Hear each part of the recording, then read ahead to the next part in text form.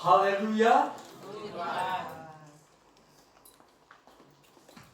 Salah satu karakter Allah yang kita sembah adalah kudus. Dan Allah sendiri berbicara bahwa dirinya adalah Tuhan Allah yang kudus. Mari kita perhatikan Imamat pasal 19 ayat 1 dan 2. Tuhan berfirman kepada Musa, "Berbicaralah kepada segenap jemaat Israel dan katakan kepada mereka, kuduslah kamu, sebab Aku, Tuhan Allahmu, kudus."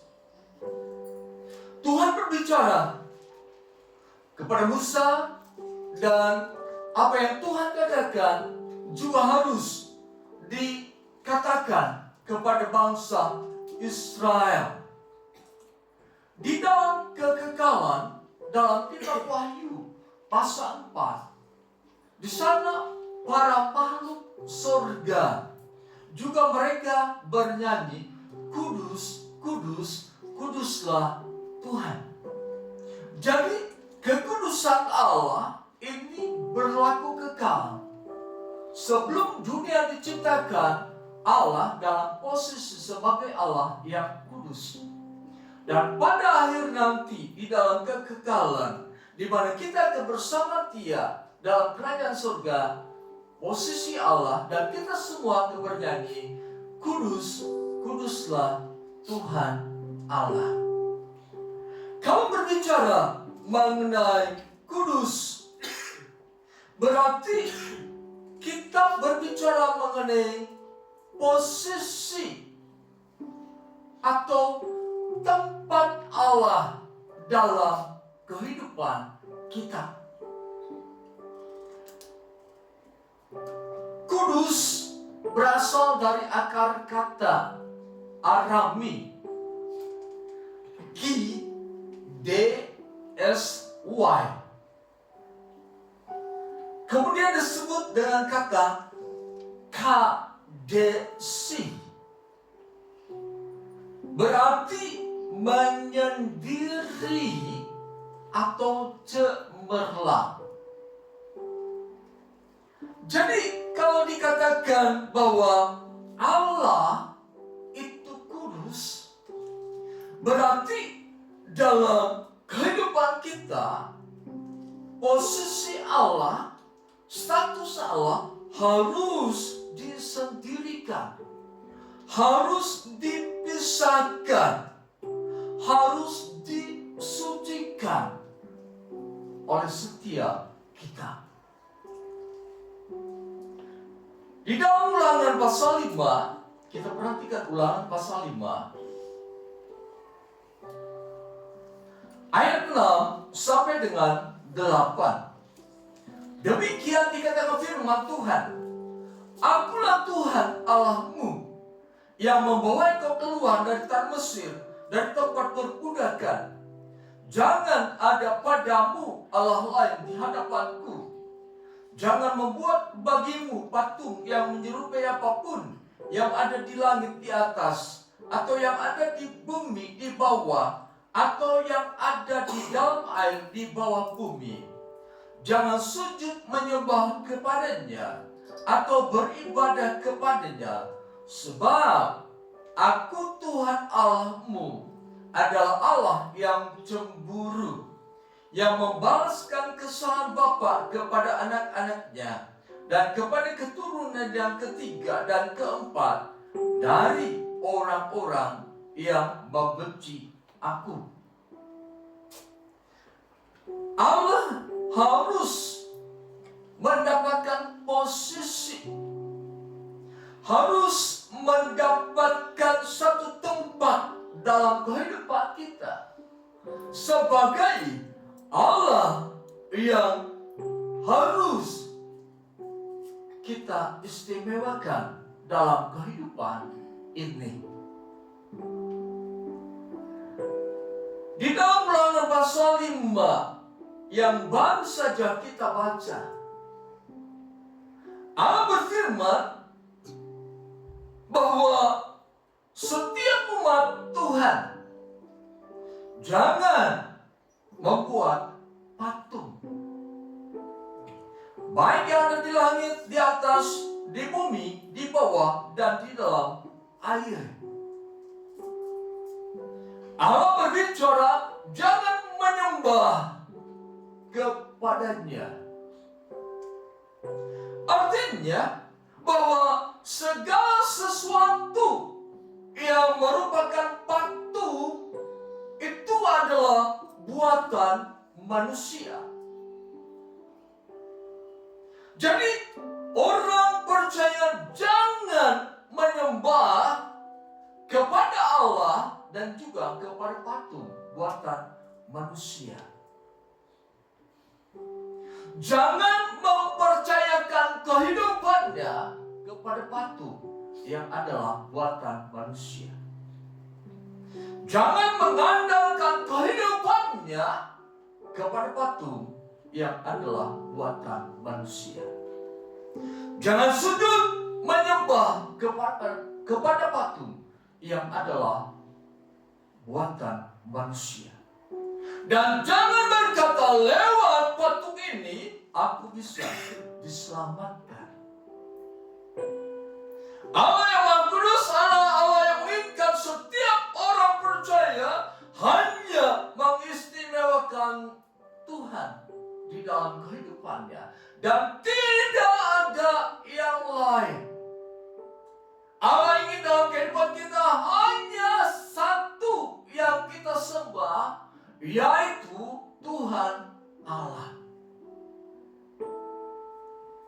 Suatu ketika tabut Allah direbut oleh orang Filistin dan ditaruh di negara mereka.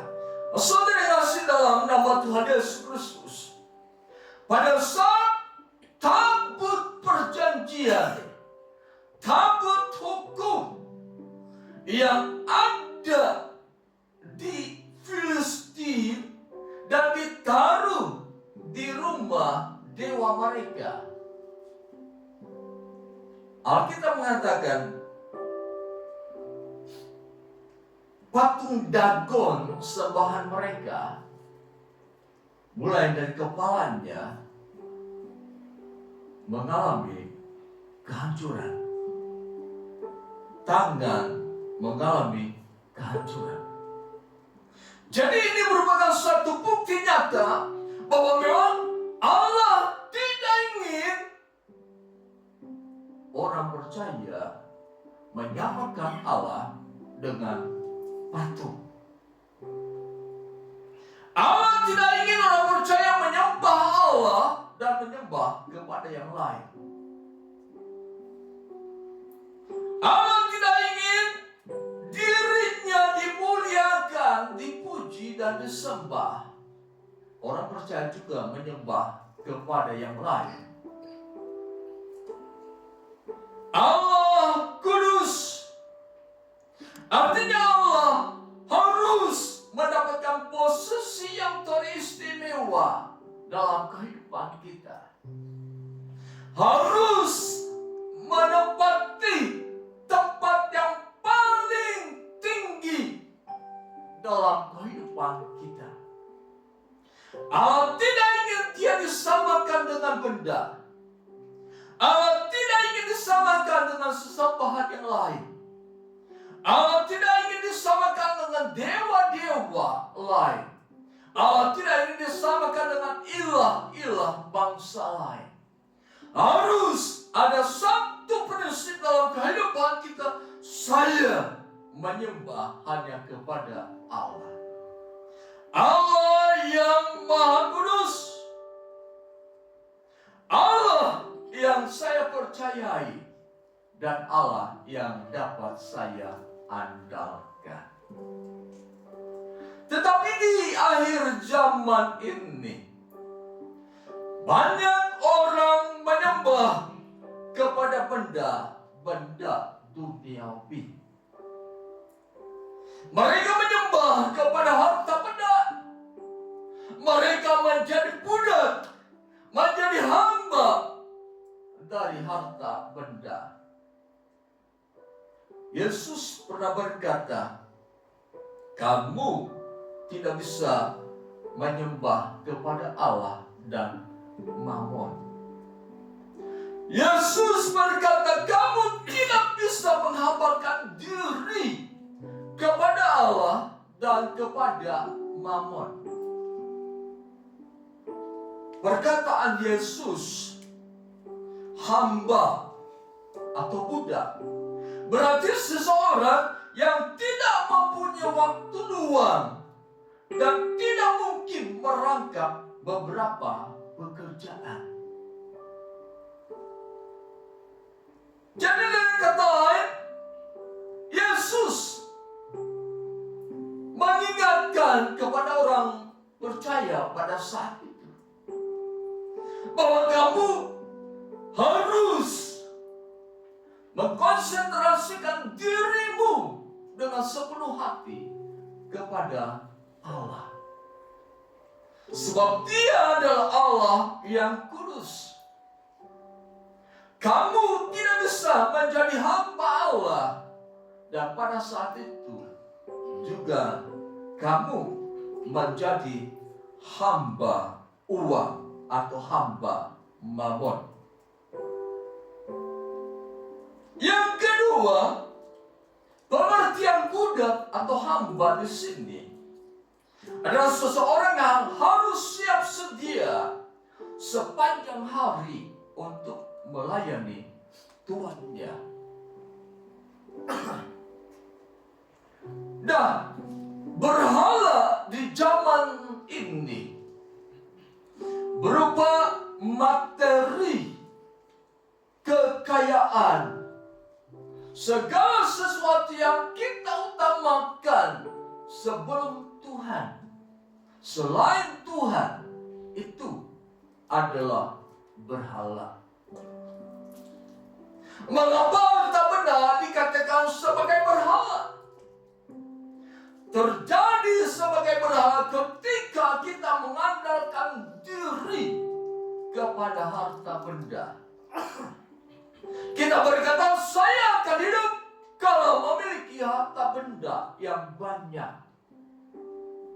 Masa depan saya terjamin jika mempunyai harta yang banyak. Masa depan saya cerah jika mempunyai seluruh apa yang saya butuhkan dalam bentuk yang kelihatan oleh mata jasmani. Jadi ada hati yang terpusat kepada harta benda, itu memberhalakan harta benda. Ada hati yang terus terfokus kepada uang, itu adalah berhala. Ada hati yang terus terfokus kepada pekerjaan, itu juga dapat dikatakan sebagai berhala. Kita berkata, melalui pekerjaan ini saya bisa hidup. Pekerjaan ini menjamin masa depan saya, menjamin kehidupan anak-anak saya, menjamin kehidupan keturunan saya. Kita akan menjadikan itu sebagai berhala. Ketika kita mengandalkan segala sesuatunya selain daripada Tuhan. Kita berkata, tanpa uang, tanpa mengandalkan uang, tanpa mempercayakan diri ini kepada uang, kita tidak bisa hidup. Itu namanya kita sedang mengadakan satu pemujaan kepada yang jasmani atau uang dan harta benda. Allah memberkati kehidupan setiap orang yang percaya kepadanya. Allah memberkati segala pekerjaan-pekerjaan kita. Allah melimpahkan berkat dalam kehidupan kita jika kita hidup sesuai dengan kehendak-Nya. Nah, kalau kita berada dalam posisi sebagai orang yang diberkati Tuhan, jangan beralih kehidupan yang mengandalkan Tuhan menjadi kehidupan yang mengandalkan berkat Tuhan. Berkat ini bisa menjadi berhala dalam kehidupan kita. Kalau kita berkata, melalui berkat ini saya akan hidup. Melalui berkat ini saya bisa memperpanjang umur. Melalui berkat ini saya bisa menjaga kesehatan tubuh jasmani. Melalui uang ini, kesehatan tubuh jasmani saya akan terpelihara. Itu namanya berhala dalam kehidupan kita. Allah tidak ingin ada yang lain di dalam hati kita selain Allah. Oleh sebab itu, Allah berkata, Aku Tuhan Allahmu adalah kudus. Jadi segala sesuatu yang kita utamakan selain daripada Allah, sesuatu yang kita percayai selain Allah, sesuatu yang kita andalkan selain Allah, itu adalah berhala. Yesus berkata, kamu tidak mungkin menyembah, menjadi hamba Allah dan hamba Mammon. Artinya Yesus menginginkan kepada umatnya, hai umat-umat yang percaya kepadaku, jangan hatimu pelin-pelan dalam mengiring aku. Jangan mendua hati. Milikilah hati yang bulat untuk menyembah Tuhan sebagai Allah yang kudus.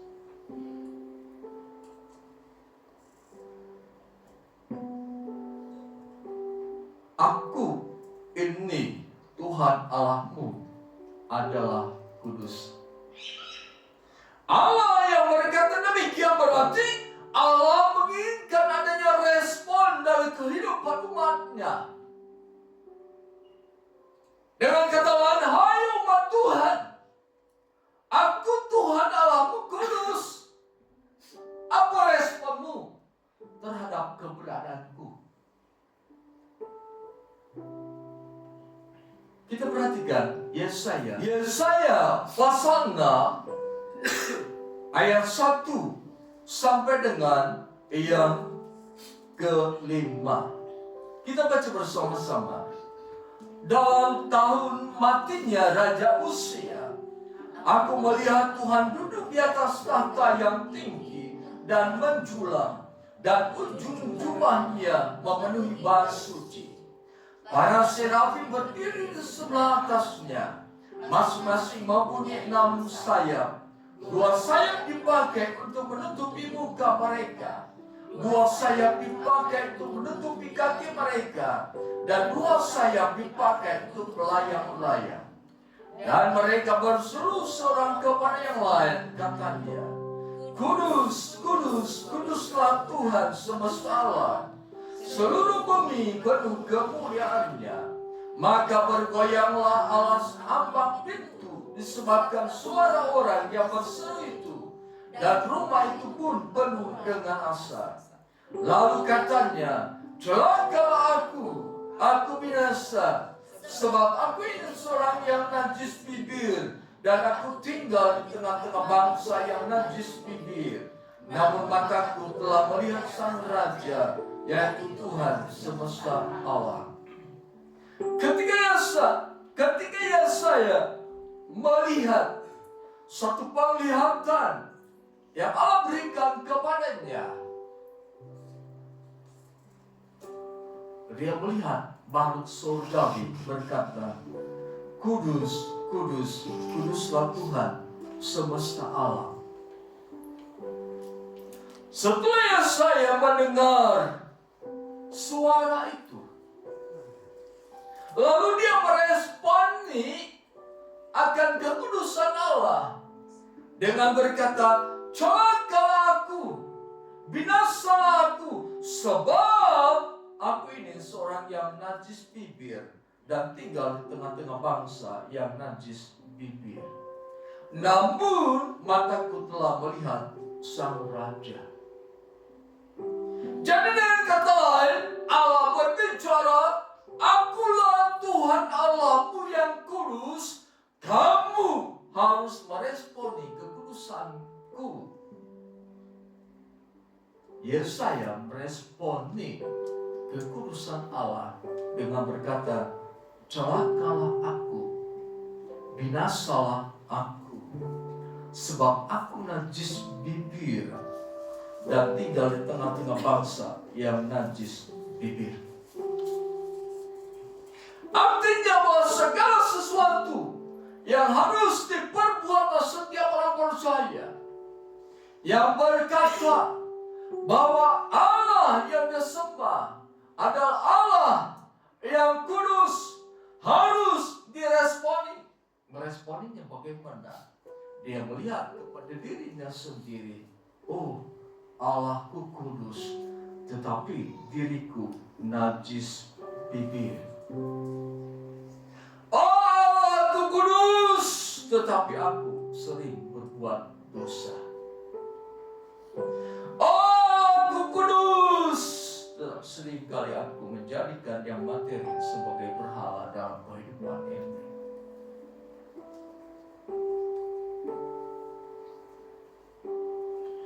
Suatu ketika Allah berkata kepada Musa dalam Keluaran pasal 19, Musa, katakan kepada bangsa Israel, aku akan turun menemui mereka, dan hendaklah engkau berkata kepada bangsa Israel supaya mereka menguduskan diri. Artinya ketika Allah hadir di Gunung Sinai, Allah ingin umatnya berada dalam kekudusan. Ketika Allah hadir di antara bangsa Israel, Allah ingin bangsa Israel berada dalam kehidupan yang kudus di hadapannya. Sebab ketika Allah yang Maha Kudus hadir pada satu tempat, yaitu hati kita, namun kita penuh dengan dosa dan kesalahan, penuh dengan berhala dalam kehidupan ini, maka kesalahan itu akan dikuduskan oleh Allah. Kita akan dipulihkan oleh Allah. Tetapi ada rasa sakit dalam jiwa ini karena kekudusan yang daripada Allah. Misalnya begini, segala sesuatu yang kita jadikan andalan, yang kita percayai menjamin kehidupan kita, menyelamatkan kehidupan kita, ketika kekudusan Allah datang dalam kehidupan kita, yang tidak baik akan dibersihkan oleh Allah. Pada saat pemurnian datang dalam kehidupan kita, ada rasa sakit dalam kedagingan ini. Dulu aku hidup bermewah-mewah karena aku mempunyai harta benda, mempunyai uang banyak, dan aku jadikan berhala semuanya itu. Sekarang Allah menyingkirkannya, aku tidak bisa bermewah-mewah lagi. Itulah pemurnian yang dilakukan oleh Allah Karena Dia Allah yang kudus, yang hadir dalam kehidupan kita. Allah yang Maha Kudus bisa dianggap sakral oleh kita, bisa dianggap yang luar biasa dalam kehidupan kita. Tetapi Allah yang Maha Kudus itu bisa kita anggap sebagai Allah yang biasa-biasa saja. Sebagai Allah yang sama dengan Allah yang disembah oleh dunia ini. Pada saat kita memposisikan Allah yang Maha Kudus sebagai Allah yang biasa, itulah proses penajisan Allah dalam kehidupan kita. Kita menajiskan Allah dalam kehidupan kita. Kita tidak menghormati kekudusan Allah dalam kehidupan kita. Kita menyepelekan Allah dalam kehidupan kita. Kita menganggap kekudusan Allah adalah hal yang biasa saja, yang lumrah terjadi di dalam dunia ini. Allah tidak ingin itu terjadi. Sebab pada saat yang sakral, pada saat posisi Allah yang Maha Kudus, kita jadikan biasa-biasa saja. Kita serupa dengan dunia ini dan bisa membawa kita kepada kehidupan yang berdosa. Karena menganggap kekudusan Allah sebagai hal yang biasa, yang tidak ada efeknya dalam kehidupan kita. Itulah yang menyebabkan manusia jatuh dalam dosa. Itulah yang menyebabkan manusia orang percaya jatuh dalam dosa. Sebab mereka menganggap Allah yang Maha Kudus itu biasa-biasa saja. Sebab mereka menganggap firman Allah itu biasa-biasa saja. Bukan sesuatu yang sakral, bukan sesuatu yang kudus, bukan sesuatu yang suci, yang harus mendapatkan tempat istimewa dalam hati kita, dalam pikiran, dalam jiwa kita. Keberdosaan dalam kehidupan orang percaya dimulai ketika yang sakral, yang soleh dijadikan sebagai sesuatu yang biasa-biasa saja. Ketika menganggap Allah yang Maha Kudus sebagai Allah yang biasa-biasa saja, dia akan tercemari dengan Allah-Allah yang disembah oleh dunia ini. Dia akan tercemari oleh Allah-Allah yang bukan Allah. Dan dia akan menganggap ketika aku berbuat dosa, Allah tidak dapat berbuat apa-apa. Karena dia biasa seperti Allah-Allah yang lain. Perhatikan, ketika Allah berkata, "Aku Tuhan Allahmu kudus," jadikan ini sebagai sesuatu yang sakral, sesuatu yang soleh, sesuatu yang harus kita istimewakan. Di sana pemulihan akan terjadi dalam kehidupan kita. Seperti yang saya berkata, "Janganlah aku binasa sebab aku ini seorang yang najis bibir."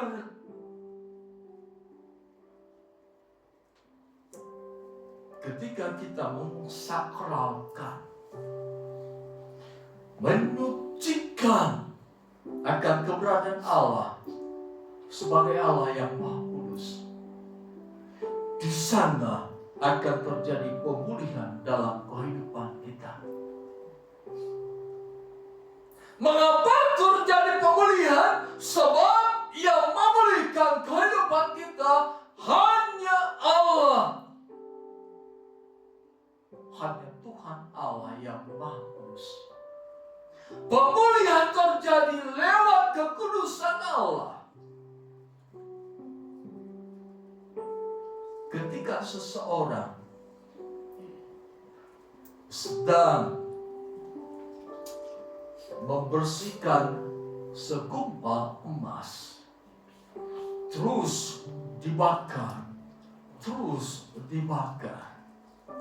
Sesuatu yang bukan emas itu akan lepas dari emas yang asli. Jadi Allah yang Maha Kudus harus jadikan sesuatu yang suci, kudus, sakral dalam kehidupan kita,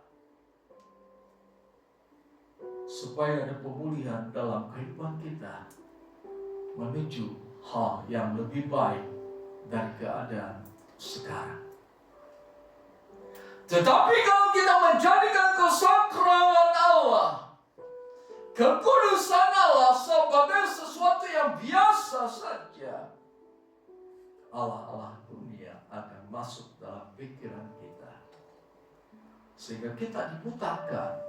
Kita tidak tahu lagi mana Allah yang benar, mana Allah yang tidak benar, mana Allah yang harus kita sembah, dan mana Allah yang tidak harus kita sembah. Sebab tidak ada kekudusan Allah dalam kehidupan kita. Saudara yang kasih dalam nama Tuhan Yesus Kristus, mari kita perhatikan 1 Samuel pasal 6.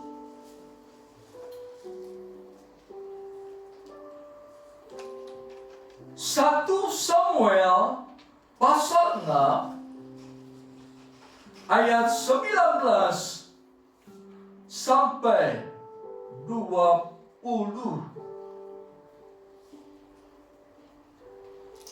1 Samuel pasal 6 ayat 19.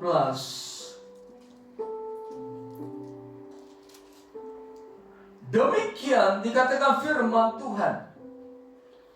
Dan ia yang ada di dalam tabut Allah itu, dan ia membunuh beberapa orang Bet-Semes karena mereka melihat ke dalam tabut Tuhan. Ia membunuh 70 orang dari rakyat itu. Rakyat itu berkabung karena Tuhan telah menghajar mereka dengan dahsyatnya. Dan orang-orang Bet-Semes berkata, siapakah yang tahan berdiri di hadapan Allah, Allah yang kudus ini? Kepada siapakah ia akan berangkat meninggalkan kita? Saudara, ketika tabut Allah ada di kota-kota orang Filistin, patung Dagon sembahan orang Filistin terjatuh. Kemudian tabut Allah dipindahkan ke daerah orang Israel dan ditaruh di kota Bet-Semes. Pada saat tabut Allah di kota Bet-Semes, ada beberapa orang yang sengaja melihat ke dalam tabut itu. Firman Allah katakan Allah membunuh beberapa orang. Ya, dalam 70 orang rakyatnya, rakyat Israel itu meninggal dunia. Jadi keberadaan Allah sebagai Allah yang kudus harus diresponi dengan positif dalam kehidupan kita. Tidak hidup sembarangan dan menganggap ini sebagai sesuatu yang biasa saja. Jadi perhatikan bahwa Allah yang kita sembah adalah Allah yang kudus. Allah yang harus menempati tempat yang terutama dalam kehidupan kita. Allah yang harus kita istimewakan dalam kehidupan ini. Seperti Yesaya mengistimewakan Allah Dia berkata, najis. Aku seorang yang najis di hadapan Allah. Tetapi ketika beberapa orang SMS melihat ke dalam tabut Allah, dia menganggap tabut Allah itu biasa saja. Padahal Allah yang kudus ada di dalam tabut itu. Maka mereka meninggal dunia. Saudara yang kasih dalam nama Yesus Kristus, jadi posisikan Allah sebagai yang teristimewa dalam kehidupan kita. Posisikan Allah pada tempat yang tertinggi dalam kehidupan kita. Sebab Dia adalah Allah yang bisa diandalkan. Dia Allah yang bisa memulihkan kehidupan kita lewat kekudusan-Nya. Jadi kekudusan Allah berbicara tentang karya Allah dalam kehidupan umat-Nya. Apakah umat-Nya menghormati Allah atau tidak? Apakah umat-Nya mengistimewakan Allah atau tidak? Apakah umat-Nya selalu memposisikan Allah sebagai yang terutama dan paling utama dalam kehidupannya atau tidak? Respon umat akan mendatangkan sesuatu yang positif dan negatif dalam kehidupan umatnya.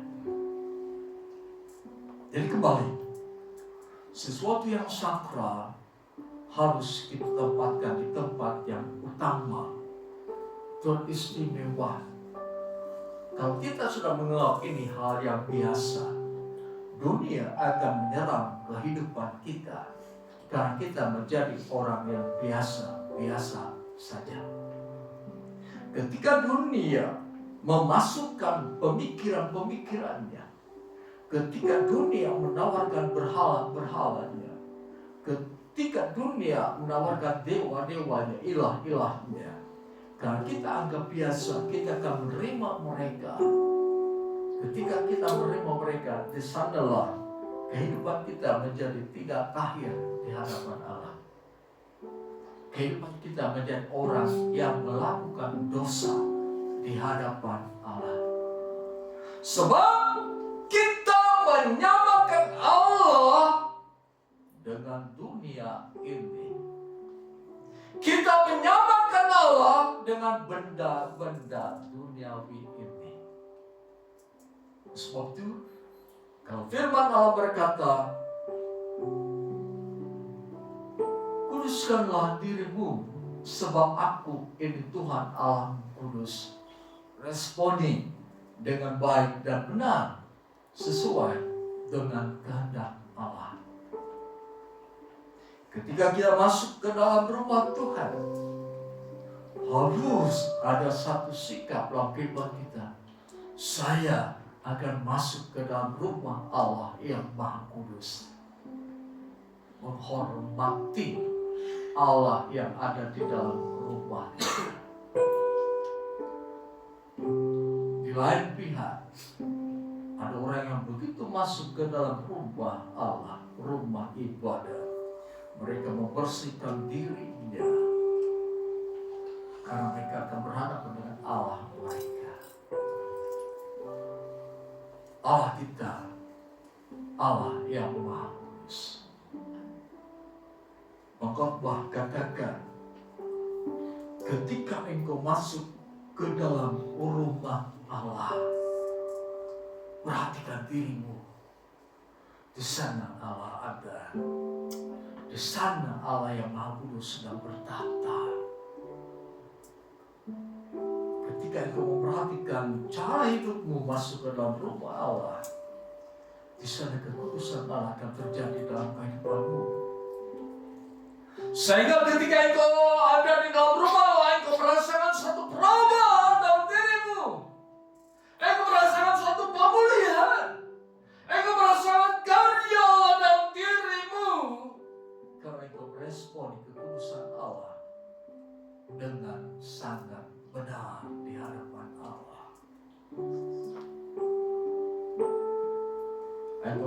menganggap segala sesuatu yang sifatnya berasal dari Allah, kudus, maka kemuliaan Allah akan hadir dalam kehidupanmu. Kita perhatikan 2 Tawarik pasal 7.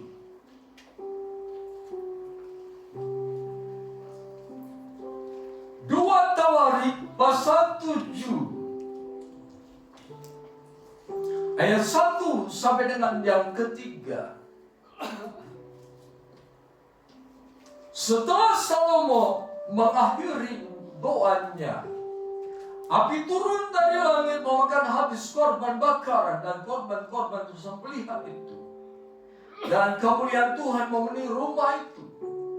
Para imam tidak dapat memasuki rumah Tuhan itu, karena kemuliaan Tuhan memenuhi rumah Tuhan. Ketika segenap orang Israel melihat api itu turun dan kemuliaan Tuhan meliputi rumah itu, berlututlah mereka di atas lantai dengan muka mereka sampai ke tanah, lalu sujud menyembah dan menyanyikan syukur bagi Tuhan, sebab Ia baik, bahwasanya untuk selama-lamanya kasih setianya.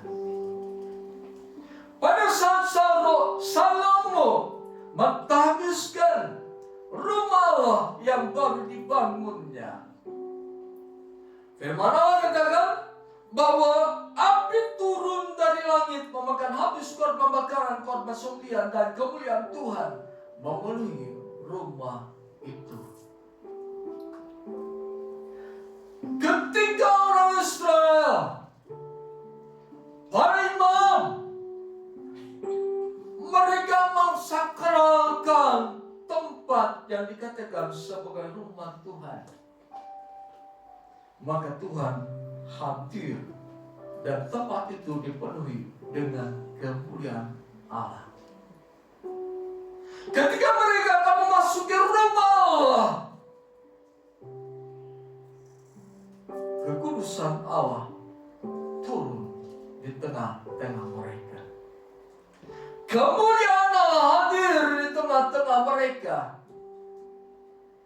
sehingga mereka tidak sanggup berdiri, karena tempat itu dipenuhi dengan kekudusan Allah, dipenuhi dengan kemuliaan Allah. Di sana mereka merasakan kehadiran Allah. Allah mengubah manusia batinnya mereka, dan mereka berkata, sebab Tuhan itu baik.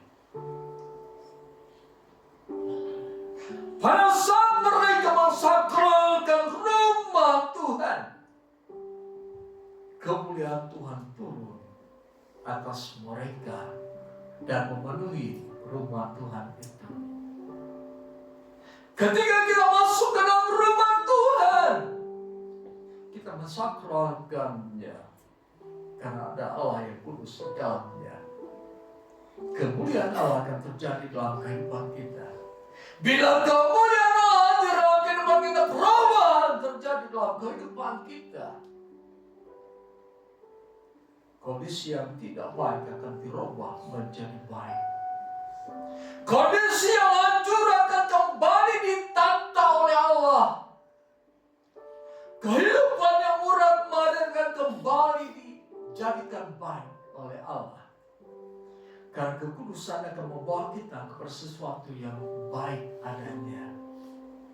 Kekudusan akan membawa perubahan dalam kehidupan kita. Hanya kekudusan Allah, hanya kemuliaan Allah yang dapat merubah kehidupan kita.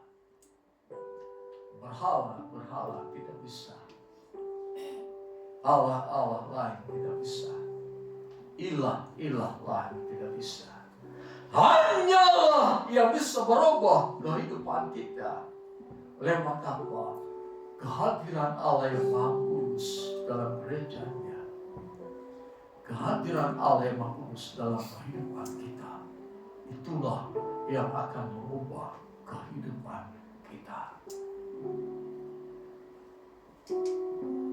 Apapun yang kita andalkan dalam dunia ini, apapun yang kita percaya dalam dunia ini, yang semua sifat lahiriah belaka, semua tidak bisa mengubah kehidupan kita. Karena itu merupakan hal yang biasa-biasa saja, yang memang Allah sediakan bagi manusia di dalam dunia ini. Orang percaya, orang tidak percaya, Allah sediakan makanan, minuman bagi mereka. Tetapi bagi orang percaya, jangan menjadi seperti orang dunia, mencari dan mencari terus, menggunakan seluruh waktunya menjadi hamba dari hal makanan minuman, dari hal apa yang akan dipakai. Kita berbeda dengan mereka, karena kita mempunyai Allah yang Maha Kudus. Kita menyembah Dia, Allah yang Maha Kudus. Kemudian lewat kemahakudusan Allah, respon kita terhadap kekudusan Allah memulihkan kehidupan kita.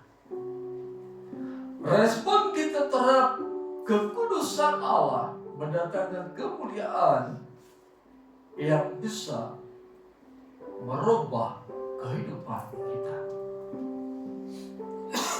Kekudusan Allah itulah yang melindungi kita, menjaga kita dari segala sesuatu yang jahat. Mari kita perhatikan Keluaran. Keluaran pasal 13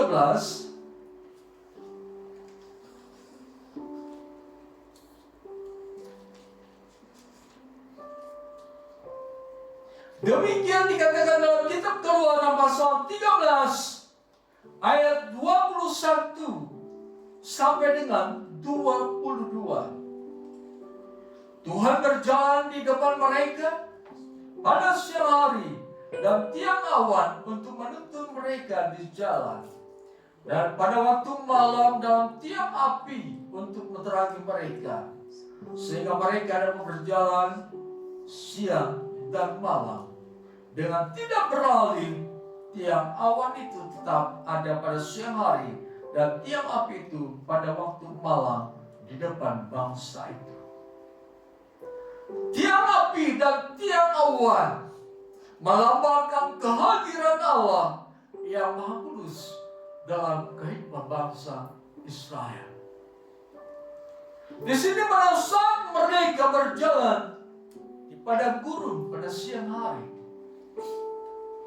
keadaan padang gurun sangat ganas, bisa membunuh orang karena hawa yang begitu panas.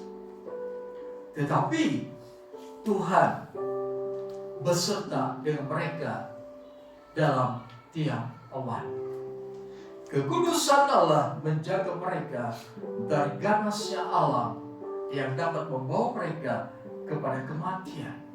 Tetapi lewat kekudusan Allah, kemuliaan Allah, tiang awan pada siang hari, keganasan alam, kepanasan, suhu yang panas yang luar biasa tidak dapat membinasakan mereka, karena mereka berada dalam naungan Allah yang Maha Kudus.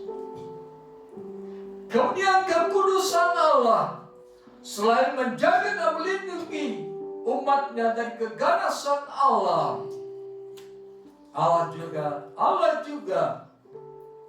menjaga dan melindungi umatnya dari kejahatan manusia. Keluaran pasal 14. Keluaran pasal 14 ayat 19.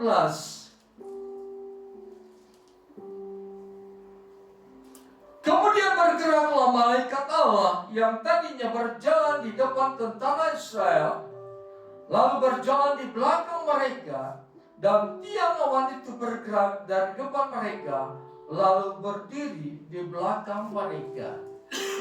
Demikianlah tiang itu berdiri antara tentara orang Mesir dan tentara orang Israel. Dan oleh karena awan itu menimbulkan kegelapan, maka malam itu lewat sehingga yang satu tidak dapat mendekati yang lain semalam-malaman.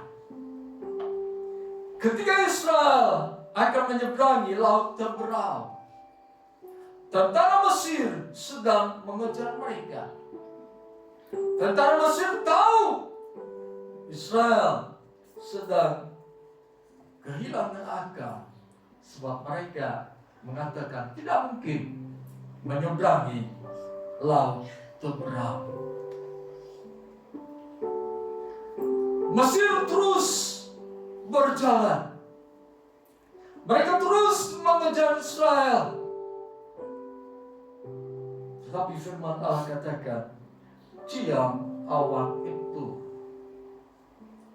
membatasi antara Israel dengan Mesir.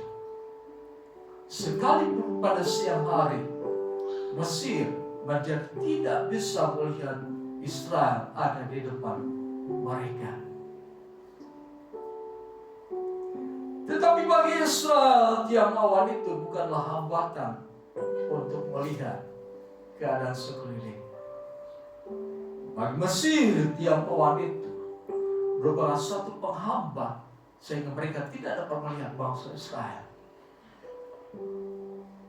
Jadi ketika kekudusan Allah hadir dalam kehidupan kita, kita menempatkan Allah pada posisi yang tertinggi, teristimewa dalam kehidupan ini, maka kekudusan itu akan melindungi kita dari yang jahat, melindungi kita dari orang-orang yang mempunyai niat jahat terhadap kita, sebab mereka akan dibutakan oleh kemuliaan Allah. Ketika Allah mau membinasakan kota Sodom dan Gomora, malaikat Allah hadir, datang dan mampir di rumah Lot. Pada saat malaikat ada di dalam rumah Lot, orang-orang Sodom dan Gomora berupaya untuk mengambil tamu Lot tersebut. Mereka tidak tahu itu adalah malaikat Tuhan. Mereka memaksakan diri.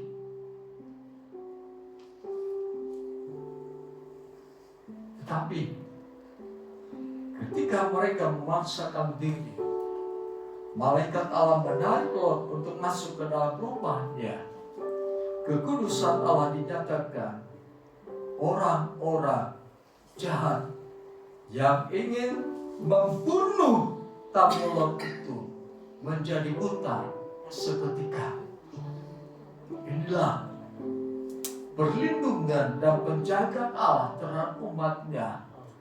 Ketika umatnya memposisikan Allah yang Maha Kudus sebagai sesuatu yang sakral, sesuatu yang saleh, sesuatu yang istimewa, maka kekudusan Allah akan membela kehidupannya. Siapakah yang membela kehidupan kita?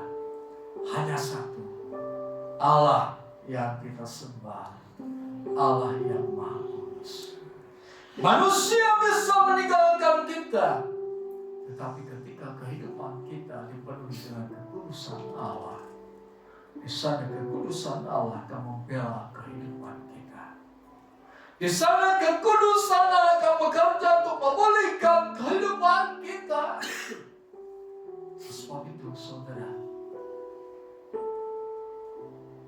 Allah yang kita sembah, Allah yang Maha Kudus, sembahlah Dia dengan takut dan gentar. Jangan anggap Allah yang Maha Kudus itu sebagai Allah yang biasa. Jangan menempatkan Allah yang Maha Kudus itu sebagai Allah seperti yang disembah oleh dunia ini. Jangan menempatkan Allah yang Maha Kudus itu seperti sesuatu yang tidak ada dalam kehidupan kita. Tempatkan Allah yang Maha Kudus. Posisikan Allah yang Maha Kudus dalam kehidupan kita sebagai yang terutama, terpenting, teristimewa. Maka di sanalah Allah yang Maha Kudus itu akan bekerja dalam kehidupan kita. Dan kita percaya bahwa kekudusan inilah yang membawa kita pada kehidupan menuju kesempurnaan seperti Tuhan Yesus. Sekian firman Tuhan. Jika selama ini engkau memposisikan Allah yang Maha Kudus sebagai yang pertama, yang teristimewa, berbahagialah engkau. Sebab engkau akan melihat kemuliaan Allah. Engkau akan mengalami kemuliaan Allah dinyatakan dalam kehidupanmu. Engkau mengalami perubahan dalam kehidupanmu ke arah yang lebih baik, seperti Tuhan berkata kepada Musa. Engkau akan naik terus dan bukan turun. Engkau akan menjadi kepala dan bukan ekor, lumbung makan dan menimba berkati Tuhan. Apapun yang engkau kerjakan, jadikan berhasil. Tempatkan Allah yang Maha Kudus pada tempat posisi yang tertinggi dalam kehidupan kita. Istimewakan keberadaan Allah yang Maha Kudus. Jika selama ini engkau menganggap Allah yang Maha Kudus itu biasa-biasa saja, jika engkau menganggap Allah yang Maha Kudus itu seperti Allah lain,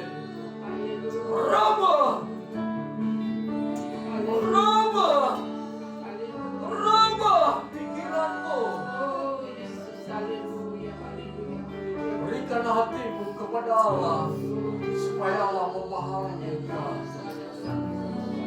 Dan engkau berkata, sungguh Allah yang kusembah, Allah yang Maha Kudus.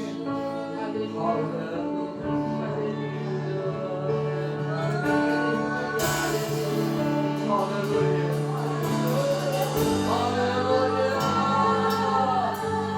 Biar kemuliaan Allah turun di tempat ini. Kekudusan Allah melalui tempat ini. Haleluya.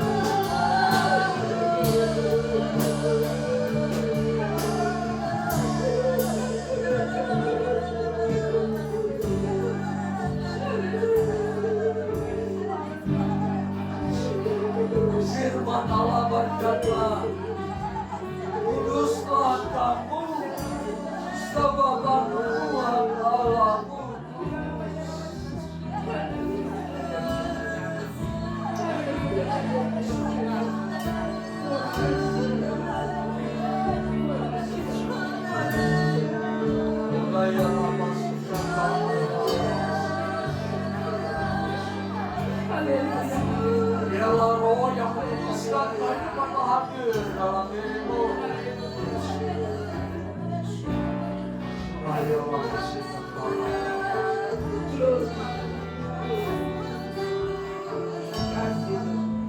Haleluya. Terima kasih Tuhan. Kau Allah yang kudus. Terima kasih buat kalimat Tuhan.